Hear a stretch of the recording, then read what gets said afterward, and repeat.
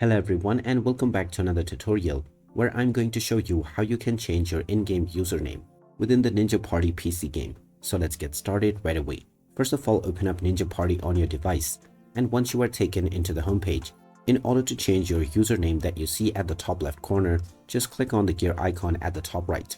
Now from this page, click on Profile, and this will now take you into your profile customization page. Now underneath your player, you will see your current username. So click on the edit button alongside, and now you can type in your desired new username right away. After typing in your desired new name, click on the confirm button, and now your username will be changed right away. You can change this as many times as you want until the free option is available, but you may also need to spend some rubies or gems in the future.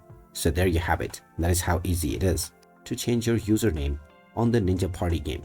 If you find this video helpful, don't forget to hit that like button and subscribe to our channel for more useful tips and tutorials.